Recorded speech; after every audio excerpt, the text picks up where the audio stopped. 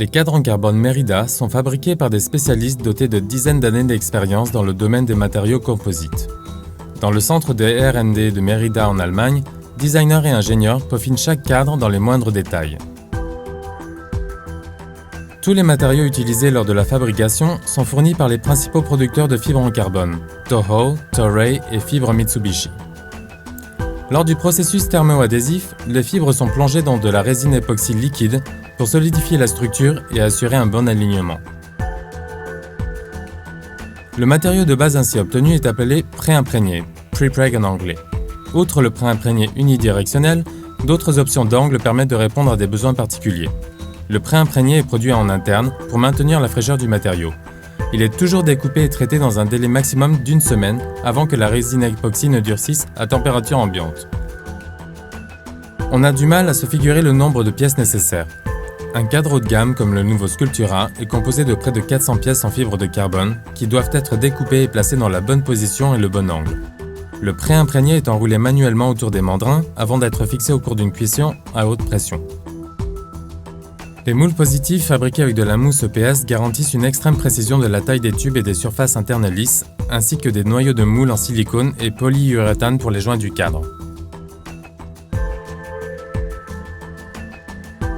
Dès le début du processus de développement, quand sont déterminées la forme et les dimensions des extérieurs, les ingénieurs et les designers Merida établissent de possibles données de performance des cadres.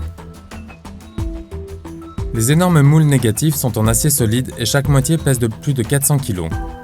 Chaque triangle principal et chaque taille de cadre requiert son propre moule, voire plusieurs pour garantir la capacité de production sur les tailles les plus demandées.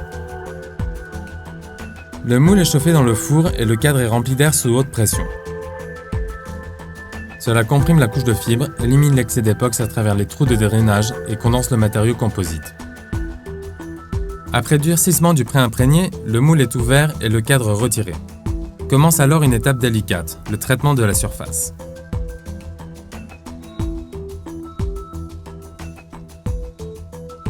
Avant l'insertion des interfaces en aluminium pour les composants joints, aucune trace de résine ne doit être présente sur la surface.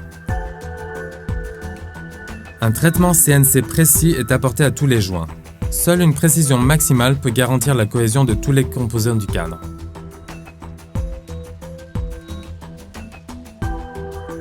Des centaines d'éléments en carbone, une qualité pièce à pièce.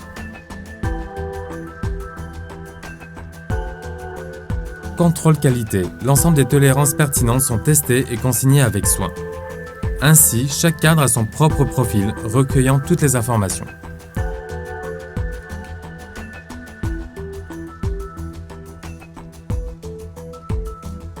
Pour des finitions parfaites, il faut un traitement considérable depuis la base.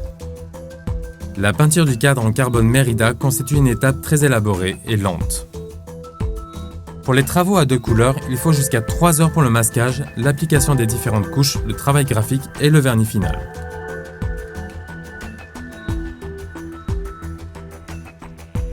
Contrôle qualité par inspection visuelle. La moindre trace de poussière peut entraîner des traitements postérieurs coûteux.